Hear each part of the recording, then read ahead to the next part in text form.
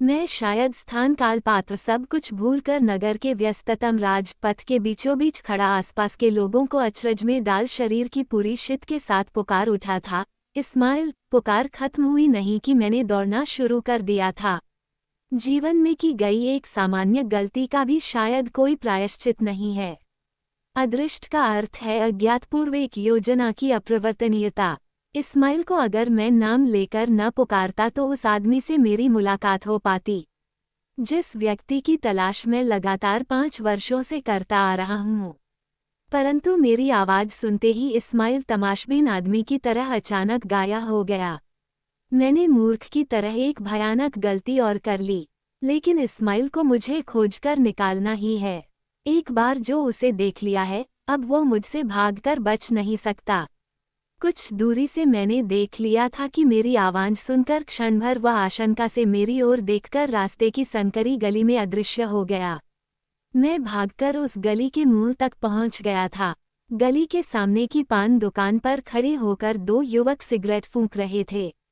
मुझे उस असमंजस की स्थिति में देखकर वे आपस में ही कुछ बतियाते रहे। उनका इस प्रकार का रहस्यमय व्यवहार देखकर मेरे मन में अनजाना सा डर समा गया, अन्य भाषी देश के अनजान लोगों के सामने निःसंग पथिक को लगने वाला डर जैसा। असमंजस भाव से उनकी तरफ एक बार नंजा दौड़कर मैं जल्दी ही गली में घुस गया। साथ साथ मेरे पीठ पीछे एक अद्भुत हंसी का फव्वारा मानो फूट पड़ा। कुछ कदम बाकर मैं जरा सहमकर ठिठक गया। उस समय दोपहर के 3 बज रहे थे, परंतु उस गली को अंधकार ने घेर रखा था। मैं चारों ओर नंजा दौड़ाकर वातावरण का जायजा ले रहा था। गली के दोनों छोर पर 2 बड़ी बड़ी इमारतें खड़ी थीं। इमारत जहां खत्म हुई, वहीं पर रास्ते को रोके एक लकड़ी की दीवार थी। दीवार पर दरवाजे की तरह आने जाने का संकरा रास्ता बना हुआ है। उससे केवल एक ही व्यक्ति आ जा सकता है। देखने पर ही समझा जा सकता है कि यह आम रास्ता नहीं है। अंदर के किसी एक घर में प्रवेश के लिए वह रास्ता बना हुआ है। इस्माइल उस तरफ कहाँ जा सकता है, ये सोचकर मैं हैरान हो गया। उसका मुझे पीछा करना ही है। परंतु सच तो यह है कि उस अंधेरी गली में जाने के लिए मुझे डर सा लग रहा था। मैं कुछ देर उस हालत में खड़ा रहा। सहसा उस लकड़ी की दीवार के भीतर से किसी औरत की खिलखिलाहट सुनाई दी। खिलखिलाहट भी एक भाषा है। तब मुझे अनुभव हुआ कि थोड़ा अद्भुत मेल है। कुछ क्षणों तक मेरा मन भाषा विज्ञान के शोध में मग्न रहा। रहस्य का पर्दा मानो धीरे धीरे उठ रहा था। मैंने दीवार फांदकर भीतर की गली में प्रवेश किया। अरे कुत्ते का बच्चा! सहसा भीतर घुसकर किसी से टकराने की स्थिति का जायजा लेने के पहले ही सुनने को मिला यह मधुर संभाषण। साथ ही नाक में शराब की बू लगी। मैं सहम कर एक कदम पीछे हट गया। उस आदमी पर दृष्टि पड़ते ही मेरा शरीर हिम्मत हो गया। एक की आंखें खूब लाल थीं, पूरे चेहरे पर गोल गोल निशान। नाक ने बीच में घुसकर चेहरे को और अधिक विभत्स बना डाला था। उस आदमी ने एक नीली लुंगी और एक काला कोट पहना हुआ था। पेशेवर खूनी की बेरहम नंजर से वह आदमी कुछ क्षणों तक मेरे चेहरे पर दृष्टि गड़ाकर देखता रहा। उसके बाद खिसियाकर हंसते हुए मेरी तरफ बढ़ने लगा। अरे साला, तू मुझे पहचान नहीं पा रहा है? तेरे अनुकरणीय अश्लील शब्द से अपना परिचय जाहिर कर वह मेरा एक हाथ पकड़ने के लिए आगे बढ़ाया। इधर डर और आतंक से मेरा शरीर कांपने लगा। मेरे सामने यह मानो कोई आदमी नहीं है, भयानक मृत्यु जीवाणु किलबिलाने वाला एक गलित मांसपिंड। उसके स्पर्श ही से मेरी आंखों के सामने मेरे हाथ पैर टूटकर गिर पड़ेंगे। उसके करीब पहुंचते ही मैं आंख मूंदकर प्रहाररत भंगिमा से हाथ उठाकर सर्वश्र यूरो तसे चिल्ला उठा, मत छू, मुझे मत छू। वह आदमी एकाएक रुक गया। मैंने आंखें खोलकर देखा कि सहसा वह आदमी शिथिल पड़ गया है।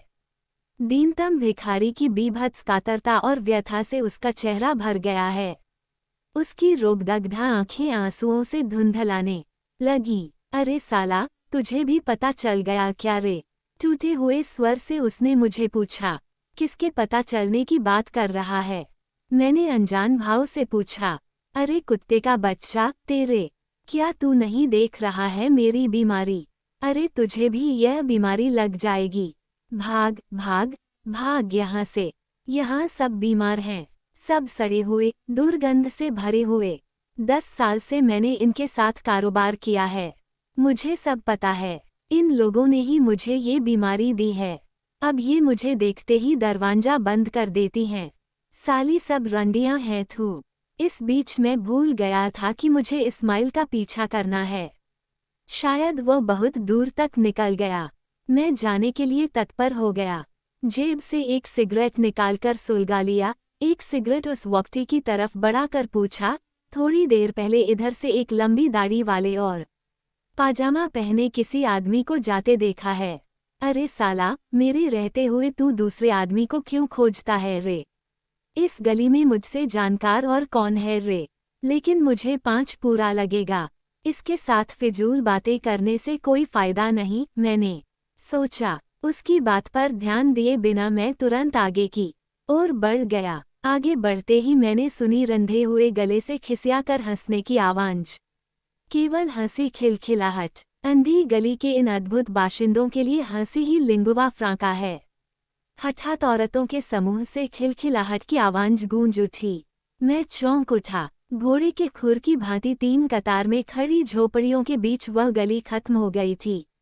बीच के खुले आंगन में ही कुछ औरतें बीड़ी फूंकती हुई खड़ी थीं।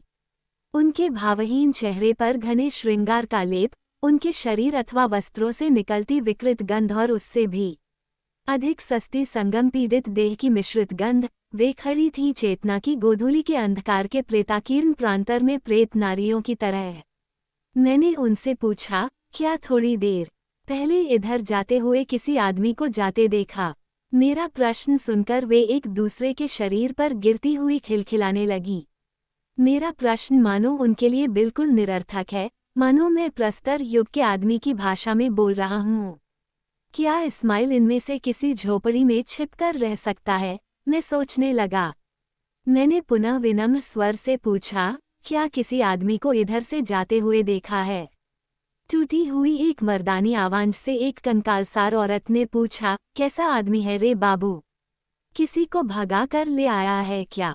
अगर ले आया है तो ले जाने दो, औरत की क्या कमी है?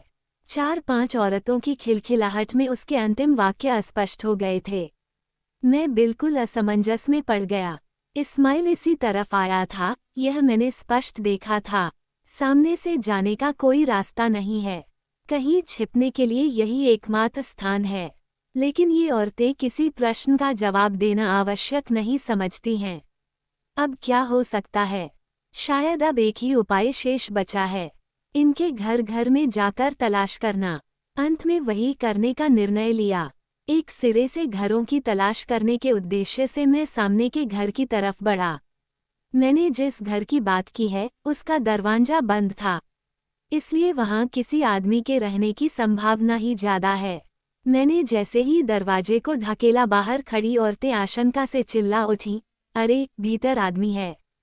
मैं ठिठक गया। सहसा टूटे हुए दरवाजे से मेरी दृष्टि भीतर गई। तब मुझे होश आया कि अंदर रहने वाले आदमी को इस समय परेशान करना बड़ा अमानवीय काम होगा।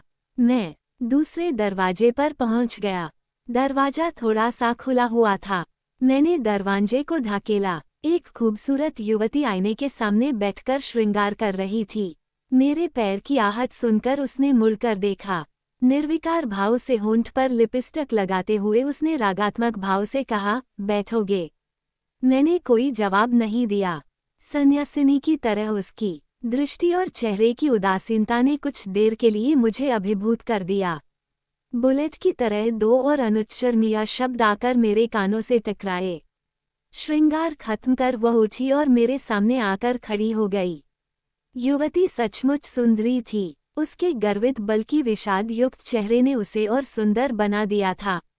अनेक पुरुषों द्वारा चूमने से आहत हुए उसके होठों की तरफ मैं कुछ क्षण अपलक देखता रहा। कितने होठों को उसने चूमा है, ये वह शायद वह भूल गई है, पर क्यों चूमा था उसे वह कैसे भुला सकती है? बैठना नहीं चाह रहे हो तो चले जाओ। दरवाजे पर तुम्हें ऐसे खड़े देखकर दूसरे लोग भी भाग जाएंगे। बड़े ही शांत स्वर में उसने कहा, तुम क्या हो? सन्यासिनी या वेश्या? तुम्हारे जैसा पागल मैंने नहीं देखा है। क्यों ये बातें पूछ रहे हो? ऐसी दीनहीन दशा में तुम जैसी एक वारांगना के बिस्तर पर अगर अलवारटी का उपन्यास पढ़ा हुआ हो, और अगर यह निश्चित हो कि उसकी पाठिका तुम्हें छोड़कर और कोई नहीं है, तो तुम्हारे साथ 2 पल अच्छी बातें क्यों न की जाएं? मेरी बात सुनने पर उसकी दृष्टि बिस्तर पर पड़ी। बिस्तर पर मोरविया का उपन्यास वुमन ऑफ रोम पड़ा हुआ था। उसके चेहरे पर चोरी पकड़ी जाने वाली एक सहज मुस्कुराहट खिल उठी। आप दूसरे हैं। इसका अर्थ, मेरे यहाँ आने वाले लोगों में से आदमी की भाषा में बात करने वाले आप दूसरे सज्जन हैं। इसके पहले एक और आया था, एक कॉलेज का लड़का। मैंने देखा युवती मुझे आप कहकर संबोधित कर रही है। मेरे समीप शायद वह मानवता का स्पर्श अनुभव कर रही है और अपने व्यवसाय को भूल गई है। मुझे भी उसे इंसानियत का सम्मान देना उचित प्रतीत होने लगा। सामान्य आदर अभाव से मैंने कहा, अगर आप इजाजत दे तो किसी दिन मैं आपको कुछ पुस्तकें दे जाऊंगा। अब आज्ञा दीजिए। नमस्कार। कुछ क्षण तक युवती विस्मय विमूढ़ बनी रही। सचमुच मुझे जाता देख वह सचेत हुई। एकाएक उसने कहा, रुकिए रुकिए, कहाँ जा रहे हैं? बिल्कुल नए अर्थ में कह रही हूँ, जरा बैठ जाइए न। क्यों? आप इस बस्ती में क्यों आए हैं? इस्माइल के बारे में उसे जरा विस्तार से कहना उचित समझा, क्योंकि बस्ती में केवल वही एक औरत है जो मुझे इस विषय में सहायता कर सकती है। मैं एक आदमी के पीछे भागते हुए यहाँ पहुँचा हूँ। उस आदमी को मैं बहुत दिनों से खोज रहा हूँ, लगभग 5 वर्षों से। वह भी एक विशेष कारण से मुझसे भाग रहा है। आज रास्ते में उसे देखकर सहसा उत्तेजित होकर नाम लेकर मैंने उसे पुकारा।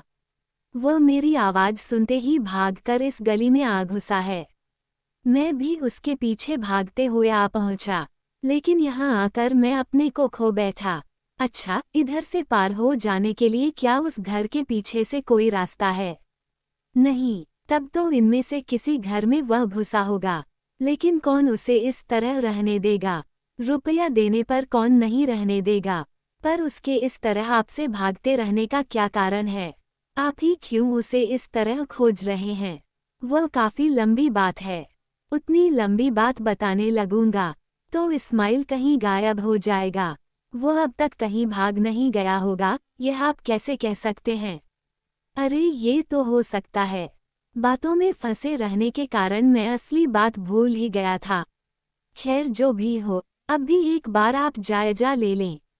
मैं उसे खोजते हुए यहाँ तक आ सकता हूँ, वह शायद ऐसा सोच भी नहीं सकता है। बल्कि रास्ते में जाते समय पकड़ लिए जाने के डर से वह जरूर यहीं कहीं छिपा होगा। वह आदमी आपका क्या लगता है? कुछ भी नहीं। उद्धरण चिन्ह। शत्रु नहीं। मेरा जवाब सुनकर युवती ने एक लंबी आह भरी। उसके बाद वह अपने से ही कहने लगी, कौन जानता है कि इस खोज के अंत में क्या है? युवती के कहने का अंदाज कुछ ऐसा था, मैं चौंक पड़ा। तुरंत उसे पूछा, इस बात का अर्थ? किसकी बात आप कर रही है? आपकी भी, मेरी भी। मोरविया का उपन्यास पने वाली वेश्या के बारे में, या आपके मन में उत्सुकता नहीं जगी है? जगी है, परंतु आपके वैयक्तिक जीवन के बारे में उत्सुकता दिखाकर मैं आपको कष्ट नहीं देना चाहती हूँ। मैं आपके मनोभाव को ठीक से समझ पा रही हूँ, और इसलिए मैं आपको अपनी मर्जी से अपने बारे में कुछ बतलाना चाहती हूँ। आप उस आदमी को 5 वर्षों से यूं खोज रहे हैं, उससे मिलकर आप क्या करेंगे मैं नहीं जानती। मुझे भी एक आदमी 5 वर्षों से खोज रहा है। मैंने उसे देखा है, लेकिन उसने मुझे नहीं देखा है। मुझे देखने पर और इस हालत में देखने पर वह शायद मुझे मार डालेगा। मैं मरने से नहीं डरती हूँ, पर मुझे देखकर उस आदमी को जो भयंकर सदमा पहुँचेगा, उसकी कल्पना करके मैं सिहर जाती हूँ। आप एक आदमी के पीछे भाग रहे हैं, मैं एक आदमी के सामने भाग रही हूँ। आप जिसे खोज रहे हैं और मैं जिससे आप ध्यान दे रहे हैं न। युवती की बात सुनकर मैं हतप्रभ रह गया। सचमुच ऐसे नाटकीय संयोग के लिए मैं बिल्कुल तैयार नहीं था। इतनी देर तक मैं खड़ा था, अब मुझे बैठने की इच्छा हुई। मेरे सामने खड़ी वह औरत वारांगना है या वित्तटालिनी भद्र महिला? मेरे बैठने वाला वह कमरा पाठागार या कोई श्रमजीवी महिला का कार्यक्षेत्र है? इन प्रश्नों को सोचना अब नितांत मामूली सा प्रतीत हुआ। अदृष्ट के एक प्रहार से विपन्न सम दुखी दो प्राणियों के बीच की गहरी आत्मीयता ही केवल उस क्षण मेरे मन में अहम बन उठी। मैं एक नारी के सामने हूँ, एक नारी के जीवन संग्राम, उसकी आशा, स्वप्न और वेदना की बातें कर रहा हूँ। जो संग्राम, स्वप्न, आशा और वेदना हम दोनों के लिए एक है, सभी के लिए एक है। इस पवित्र सत्र की नई उपलब्धि से मेरे मन में एक नया विचार आया। मैंने उसके बिस्तर पर बैठकर सहानुभूतिपूर्वक उससे पूछा, आपको खोजते रहने वाला वह व्यक्ति कौन है? मेरा पिता। मैं पुनः एक बार चौंक उठा, परंतु बाहर सहज होकर पुनः पूछा, आप मुझे दोस्त समझे और अपनी पूरी कथा मुझे विस्तार से सुनाइए। सच तो यह है कि आपकी बातों से मेरे मन की उत्सुकता बढ़ गई है।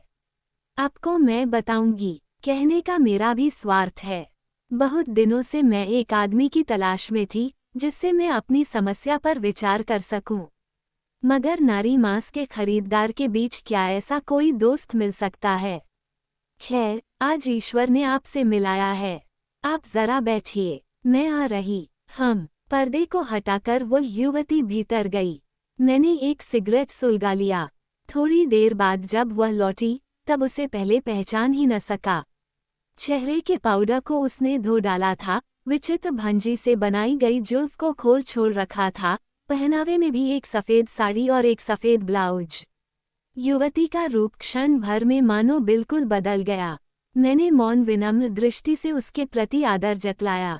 आपको एक लंबी कहानी सुनने की आशा नहीं करनी चाहिए, उसने कहना शुरू किया। जीवन की घटनाएं सोच समझकर घटित नहीं होती है। आदमी उसका वर्णन करते समय विभिन्न आवेगों, कल्पनाओं और तर्कों को जोड़ते हैं। मैं ऐसा नहीं करूंगी। लगभग 5 वर्ष पहले मैं शियालदाह स्टेशन में पिता से अलग हो गई थी। पूर्व बंग से शरणार्थी बनकर वहां हमने आश्रय लिया था। वह आश्रय बिल्कुल अस्थायी था, क्योंकि स्टेशन के प्लेटफॉर्म पर कोई शरणार्थियों के लिए भोजनालय खोलकर नहीं बैठा था। संस्कृत पंडित ब्राह्मण पिताजी को जब पेट की ज्वाला में पतिता के उच्छिष्ट खाते देखा, तब घृणा में नहीं, व्यथा में पिता को छोड़कर एक दिन अंधेरी राह पर कदम रखा।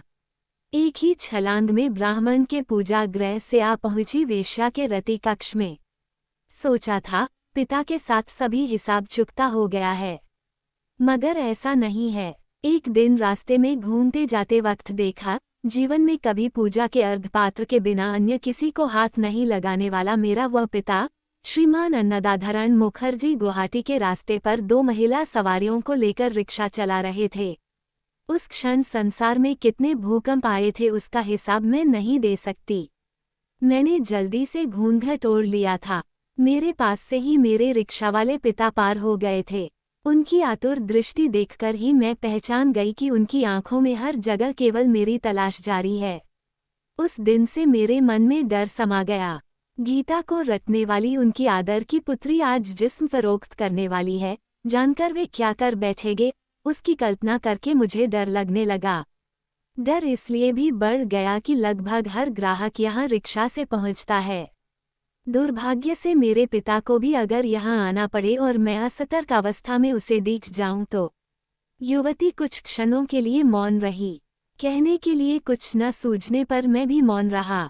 हठात युवती जरा सी मुस्कुराई, मेरी ओर तीव्र दृष्टि डालकर पूछा, खूब दया हो रही है न? मैंने कोई जवाब नहीं दिया।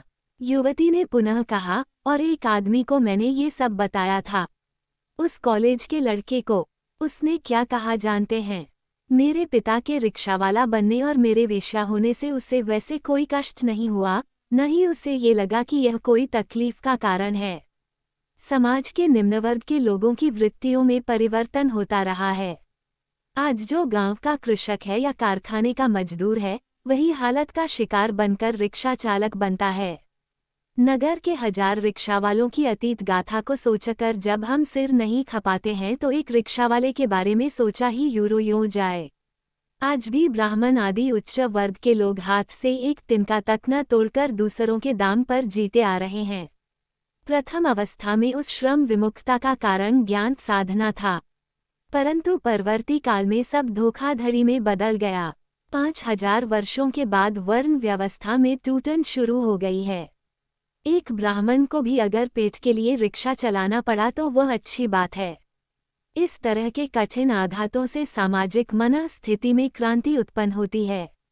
आप जिस भावावेग से बोलती जा रही हैं उसे सुनकर मेरी धारणा बनी है कि शायद आपके पिता के रिक्शावाला बनने में आप भी एक प्रकार से सुखी है। इस बात को ही मैं हमेशा अपने को सुनाती रहना चाहती हूँ। अपने को मुझे कठोर बनाना ही है, नहीं तो पागल हो जाऊंगी। अचानक मैंने देखा कि घर के भीतर अंधकार फैल रहा है। शायद संध्या हो गई है। युवती के चेहरे को देखकर लगा कि समय के प्रति उसका कोई ध्यान ही नहीं है। मैंने एक सिगरेट सुलगाने के उद्देश्य से दियासलाई जलाकर देखा कि उसके दोनों गालों से 2 अश्रुधाराएं बहाई है। मैंने फूंक मारकर दियासलाई बुझा दी। प्रतिकारहीन इस मर्मपीड़ा को आलोक से जग जाहिर करने क्या फायदा, अंधकार ही ठीक है। युवती ने बात के क्रम को जारी रखते हुए कहा, आप उस आदमी को यूं खोज रहे हैं, मुझे जानने की इच्छा हो रही है। वह आदमी भी क्या मेरी तरह अभागा है? अचानक मैंने निर्णय लिया कि युवती को मैं इस्माइल की कहानी को सविस्तार बताऊंगा। अपने पिता को रिक्शावाला बनने में जो युवती एक सामाजिक तात्पर्य खोज सकती है, इस्माइल की कहानी में वह एक और ऐतिहासिक सत्य को खोज पाएगी और इससे अपने को कठिन साधन मार्ग में बढ़ने के लिए प्रेरित भी करेगी। मुसलमान गुंडों ने हमारे जीवन का सर्वनाश किया है। इन गुंडों के कारण मैं शास्त्रज्ञ ब्राह्मण की कन्या होकर भी आज वेश्या हूँ। गुंडे का नाम सुनने पर यूं नहीं चौंकूंगी। उसने आपका क्या किया? मेरी कहानी सुनिए। इस्माइल को मैं खोज रहा हूँ। आपकी तरह उसका घर भी पूर्व बंग में था। उसका अतीत इतिहास मैं अच्छी तरह नहीं जानता हूँ। केवल इतना भर जानता हूँ कि वह किसी जमींदार के अधीन रहने वाला भूमिहीन था। एक दिन हठात उसने सुना कि उसके साथ सैकड़ों कृषक अपनी जन्मभूमि छोड़कर असम चले जाएंगे, जहाँ लाखों बीघा जमीन अनाधिकृत होकर पड़ी है। अपनी जन्मभूमि में जीवन निर्वाह के लिए अंजुली भर भी जमीन नहीं थी। भूप स्वामी का दासत्व स्वीकार कर वे मृत्यु के कगार तक पहुंचे चुके थे। निस्संकोच इस्माइल ने भी उस देशनमार्गी भाग्यान्वेषी दल में अपने को शामिल किया।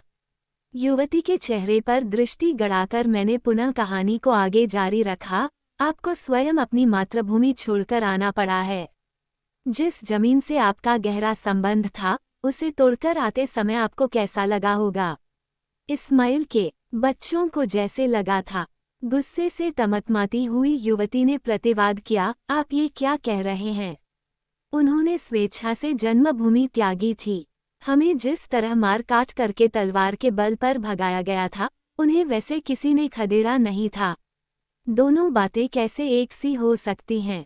इस्माइल जब अपना देश त्याग कर आ रहा था, तब उसकी स्त्री घर की जमीन पर लोटपोट होकर रोई थी। घर के छप्पर पर लगे लौकी को छोड़ते वक्त उसका हृदय टुकड़े टुकड़े हो गया था। फिर भी क्या आप कहना चाहती हैं कि वे स्वेच्छा से देश छोड़कर चले आए थे? उन्हें किसी ने एक अदृश्य तलवार से खदेड़ा नहीं था।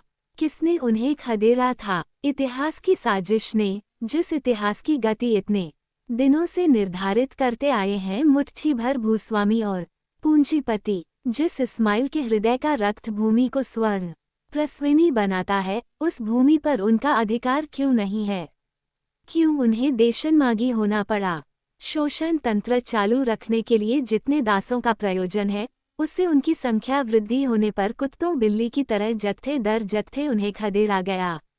मातृभूमि छोड़कर आते समय इस्माइल की पत्नी और आपकी आंखों से आंसू निकले थे। उस आंसू का कोई धर्म नहीं है। वह आंसू हिंदू या मुसलमान का आंसू नहीं है।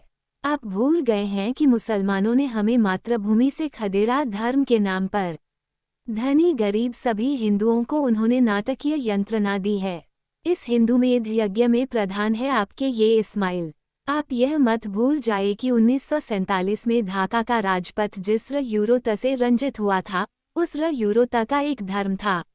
वह था हिंदू धर्म। ठीक एक ही समय दिल्ली का राजपथ जिस यूरोत से रंजित हुआ था, उसका भी एक धर्म है, मुसलमान धर्म। मगर यह आप नारी होकर खून और आंसू के अंतर को समझ नहीं पाती हैं। आंसू का स्रोत है हृदय, आंसू का स्रोत है मानवता, आंसू है स्वतः हृदय की प्रेरणा से। इसलिए वह पवित्र और सत्य है। परंतु खून निकलता है बाहरी आघात से, हिंसा के आघात से, वह दूषित और असत्य है। दूषित और असत्य का जो धर्म है वह अधर्म है। युवती अब निरुत्तर हो गई। अब मानो अपने से प्रश्न करने की बारी थी। फिर भी आप लोगों को मुसलमानों ने खदेड़ा नहीं है, सांप्रदायिक उन्माद ने भी नहीं भगाया है, आप लोगों को खदेड़ा है इतिहास के एक षड्यंत्र ने।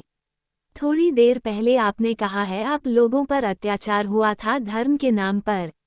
परंतु धर्म क्या चीज है जानती हैं? इतिहास के हर युग में समाज के मुट्ठी भर भूस्वामियों और पूंजीपतियों ने करोड़ों नीच दरिद्र जनसाधारण को संसार के सभी सुख संभोग से वंचित कर रखा है, कल्पित स्वर्गलोक या परलोक में बैठकर खाने का प्रलोभन दिखाकर। बाइबल में स्पष्ट कहा गया है, केवल गरीब लोग ही स्वर्ग जा सकेंगे। धनी वर्ग का सौदा इस प्रकार है, तुम लोग यानी नीच दासगण अगर इस जन्म में अपना सारा सुख भोग त्याग कर हमारी सेवा करें तो इसके बाद स्वर्ग में अनंत काल तक ये शराब मांस वेश्या को लेकर आराम से रह सकेंगे। क्योंकि केवल गरीब और भिक्षुक सन्यासियों को ही स्वर्ग जाने का पासपोर्ट मिल सकता है। हम धनी वर्ग को तो नरक जाना ही है, इसलिए इस जन्म में ही सामान्य सुख भोग कर लें। परलोक के अनंत नरकवास के बदले में इस जन्म का क्षणिक स्वर्ग धनिक वर्ग ने क्यों चुन लिया है, इस रहस्य की व्याख्या आज तक किसी शास्त्रकार से नहीं की है। धर्म क्या है जानती हैं? एक जमाने में पोप ने अपने दिवालिये संदूक को भरने के लिए धर्म के नाम पर दलाली की थी, यानी नकद धन के बदले में स्वर्ग जाने का प्रवेश पत्र बेचा था। इस्लाम के अनुसार एक काफिर को अल्लाह के विश्वासी बनाने पर पुण्य मिलता है। दूसरों की मुक्ति के लिए इतना सरदर्द क्यों? और उस सरदर्द के लिए शास्त्रों में पुण्य का लोभ क्यों दिखाना चाहिए? इसका कोई तर्क नहीं है। ये है नवनिर्मित अरबिया जातीय चेतना और उसका प्रतिनिधि अरब के पूंजी स्वार्थ के प्रसारवादियों के बीच। इस्लाम के इस अनुशासन के कारण एक समय में स्पेन इंडोनेशिया तक करोड़ों काफिरों को तलवार के बल पर अल्लाह का अनुयायी बनाया गया था। इस पुण्यव्रत के लिए लाखों दरिद्र सैनिकों ने जीवन की आहुति दी थी। इस भाग्य के बदले में लाखों अनजान सैनिकों को बहिश्त मिला था या नहीं पता नहीं, मगर मुट्ठी भर बादशाह अमीर उमरा को जो इस जन्म में ही बहिश्त का सुख मिला, उसका प्रमाण इतिहास में है। हिंदुओं के धर्म मंदिरों में युगों से पड़े हुए स्वर्ग वैभव से करोड़ों लोगों को इस जीवन में दरिद्रता के नरक से मुक्त किया जा सकता है, परंतु उसके दरवाजे पर बैठे हैं धर्म के पंडे, स्वर्ग में दलाल ब्राह्मण। इस धर्म के लिए ही पूर्व बंग के मुसलमानों ने अपना हाथ हिंदुओं के खून से लाल किया था। असल बात या जानती हैं? इतिहास के नेताओं ने उन्हें शराब पिला दी थी, धर्म की शराब। शराब न पीने पर स्वस्थ हालत में या आसन प्रश्वास स्त्री का घर्षण कर सकता है। एक सांस में लंबा भाषण झाड़कर युवती की तरफ सर उठाकर देखा। शायद उसके पूछने के लिए और कुछ नहीं है, प्रतिवाद के लिए कोई तर्क बचा नहीं है। इस्माइल की कहानी सुनिए, मैंने पुनः शुरू किया। उन्होंने आकर असम के घने जंगलों में नई बस्ती बसनी शुरू की। जन्म से लेकर मृत्यु तक उनका जीवन बना प्रकृति के साथ लगातार संग्राम। वे इस धरती की वीर संतान हैं। किसी हानि से वे टूटते नहीं। हर साल ब्रह्मपुत्र की उफनती बाढ़ आकर उनके हृदय के रक्त से बनने वाले संसार को तोड़ बहा कर ले जाती है। पुनः नए उत्साह से वे उस संसार का निर्माण करते हैं। इस तरह 12 वर्ष बीत गए, परंतु 1954 में प्रकृति ने इनके विरुद्ध एक नए कौशल का अवलंब लिया। ब्रह्मपुत्र के भूक्षरण से हजारों बीघा जमीन नदी में समा गई। देखते देखते 2 वर्ष के भीतर इस्माइल आदि का गांव खेतपधार नद में विलीन हो गए। भूत पर दानव की तरह पेड़ के नीचे आश्रय लेने वाले गृहहीन लोगों पर आक्रमण किया महामारी ने। बीमारी में काफी लोग चल बसे।